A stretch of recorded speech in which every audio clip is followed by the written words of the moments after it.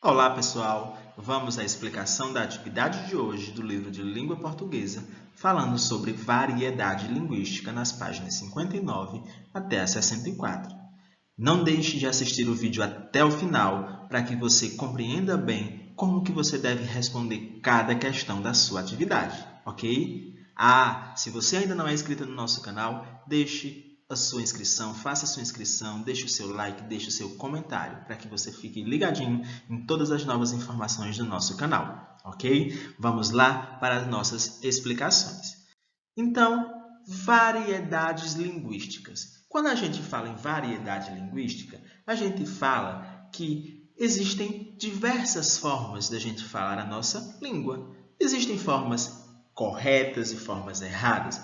Não, existe uma variedade, porque as pessoas falam de acordo com aquilo onde ela está localizada, onde ela está vivenciando a sua realidade. Elas falam de acordo com a linguagem do seu trabalho, elas falam de acordo com o seu dia a dia em casa, com seus colegas, elas falam de acordo com o seu espaço, né, de formação, no caso as escolas. Então a gente vê, por exemplo, que a linguagem, a forma de falar, por exemplo, de um médico, ele é muitas vezes muito difícil para a gente entender, porque ele usa algumas palavras, alguns termos técnicos e que a gente não entende. Um advogado também tem uma linguagem no seu trabalho, tem alguns termos técnicos que a gente não compreende muito bem. Então, a forma de falar, ela varia muito de acordo com as situações, de acordo com a localidade onde a pessoa está inserida.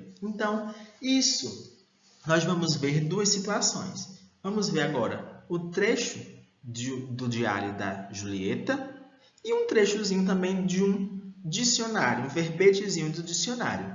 Então, vamos lá. No diário da Julieta, nós temos assim. Quando Romeu chegou em casa, era deste tamanhinho. Ele dormia na minha cama, enroladinho nos meus cabelos para ficar quentinho. Isso foi um trecho onde a Julieta falou sobre o seu gato, o seu Romeu. Já no verbete do dicionário, nós vamos ver o que é que significa a palavra gato. Então, no verbete do dicionário diz assim: pequeno mamífero carnívoro da mesma família do leão, da onça e do tigre, domesticado pelo homem desde tempos muito antigos. É um bom caçador de ratos. E aí a gente percebe que a linguagem utilizada nessas duas situações foi um pouquinho diferente, ok? Então, no diário, Julieta escreve como se estivesse conversando com alguém. E o texto revela emoção, revela sentimento. No trecho do dicionário, onde ele explica o que é um gato, também acontece essa ideia de emoção, de um sentimento? Então, você vai dizer sim ou não e explicar o porquê na sua concepção. Letra B. A linguagem do dicionário é espontânea como a do diário? No diário, a gente fala naturalmente, como se estivesse falando com pessoas bem próximas, com amigos. E no dicionário? Fala desse mesmo jeito ou fala de um jeito diferente? Então, você vai dizer se, por um acaso, ela é espontânea, como a do diário, ou se não. Então, você precisa também explicar por quê. Sim ou não, e explicar por quê. C. Quais outros textos você conhece que têm uma linguagem parecida com a do dicionário? Então, no dia a dia, a gente está rodeado de diversos textos. Então, que outros textos têm a forma de falar, de escrever, bem parecida com a forma do dicionário? Então, vocês podem citar aqueles exemplos que vocês conhecem. Diferente da linguagem do dicionário, que é mais formal, a linguagem dos diários se aproxima bastante da fala. Dizemos que a linguagem dos diários é mais informal. Então, a fala do dicionário, a linguagem formal é aquela fala mais elaborada, mais técnica, mais rica, né? E não menosprezando a linguagem informal, mas é aquela linguagem mais, né, elaborada. A linguagem informal, que é a que a gente mais usa no nosso dia a dia, é aquela linguagem que a gente usa com os nossos familiares, com os nossos colegas, certo? No nosso dia a dia. E aí, dentro disso, nós temos as gírias. No trecho que você leu do Diário de um Banana, Greg usa uma linguagem própria das pessoas com quem ele convive no dia a dia. Releia alguns trechos prestando atenção nas partes destacadas. Então, nós temos aqui, ele sempre está no meu pé, querendo que eu saia ou faça alguma coisa ativa. Aqui nós temos destacada, quando ele diz assim, no meu pé. Mas, como sempre, o papai não sacou a minha lógica. Papai é um cara bem esperto em geral. Então, Greg ele usa essas palavras, ele usa essas expressões que são bem próximas da realidade, que com certeza são formas de falar que ele usa com seus colegas, com seus amigos, né, com seus vizinhos, seus familiares, e que muitas pessoas da idade dele também usam. Então, as expressões destacadas por ele são chamadas de gírias. Converse com os colegas sobre o possível sentido de cada uma delas. Então, vamos ver. Vocês vão dizer aí, quando ele diz assim, ele sempre está no meu pé, o que é que isso está querendo dizer? O papai não sacou a minha lógica. O que é que isso quer dizer, essa palavra sacou? O que é que significa isso?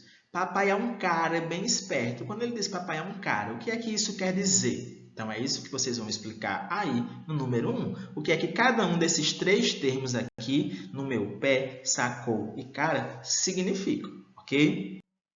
2. Você acha que o efeito do texto seria o mesmo se Greg usasse as frases sem essas gírias? Se ele não tivesse usado essa gíria, o texto teria o mesmo efeito? Se aconteceria as mesmas coisas se ele tivesse falado de uma forma diferente? Você vai dizer o que é que você acha e explicar o porquê, certo? Então, aqui embaixo em verde, nós temos uma explicação do que é gíria. Gírias são palavras ou expressões mais populares ou informais, que geralmente são empregadas nos grupos sociais, ok?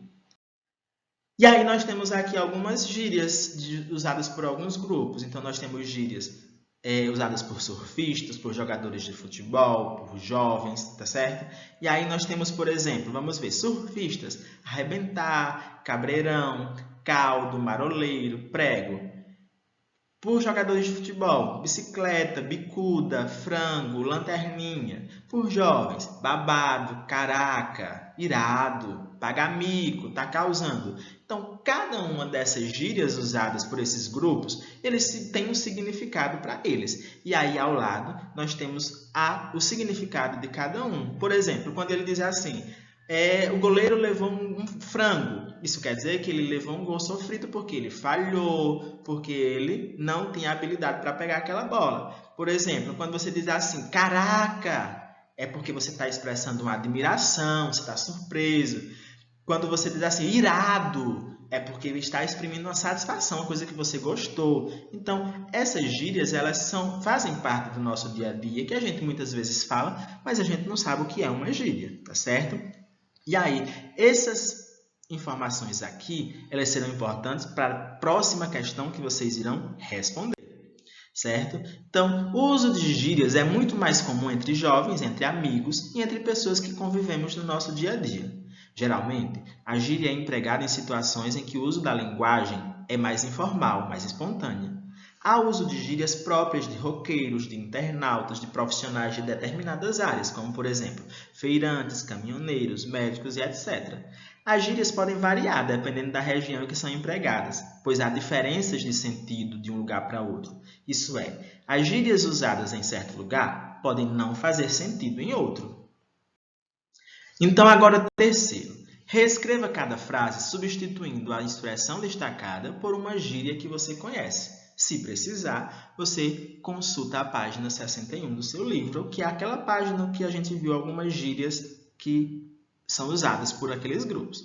Então, vocês vão reescrever todas essas frases e aonde tiver essas palavras destacadas aqui em negrito, vocês irão substituir por uma gíria que você conhece. Se você tiver dificuldade, você pode ir lá na página 61 e ver algumas gírias que são utilizadas e que têm o mesmo sentido que está aí em negrito no seu livro, ok? E aí, reescreve a frase substituindo essa parte por uma gíria utilizada que tem o mesmo sentido, ok?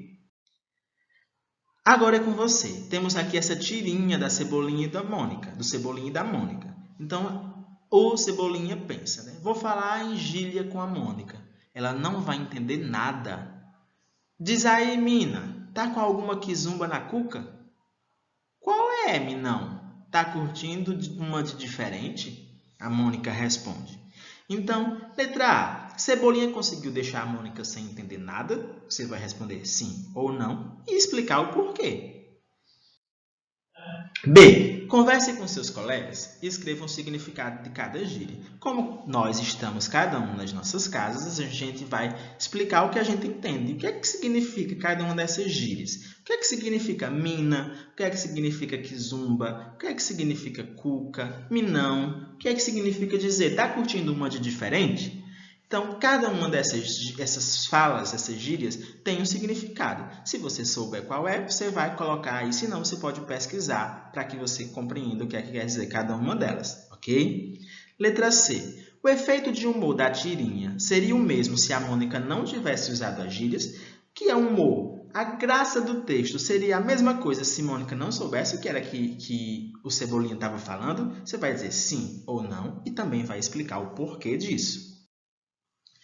Segundo, reescreva as frases substituindo as partes destacadas por palavras ou expressões que você conhece, mas mantendo sentido. Então, olha aqui, em cada uma das alternativas A, B, C e D, nós temos expressões que são utilizadas. E aí vocês irão fazer uma reescrita dessas frases e aonde tiver essa palavra, essa expressão, esse trecho em negrito, vocês vão substituir por outros que você conhece, mas que tenham o mesmo sentido. Então, quando eu digo assim, por exemplo, letra A, ganhei um celular fantástico. Que palavra eu poderia usar, ou que expressão eu poderia usar no lugar da palavra fantástico? Depois, consegui conversar muito bem com aquela garota. Que palavra eu poderia usar? Ou expressão eu poderia usar para dizer que consegui conversar muito bem. E assim sucessivamente, ok? Então, vocês vão reescrever cada palavra, cada frase, melhor dizendo, trocando essas palavras ou expressões que estão em negritos por outras que querem dizer a mesma coisa, que tem o mesmo sentido, ok? Então, essa foi a explicação da atividade de hoje e até a próxima.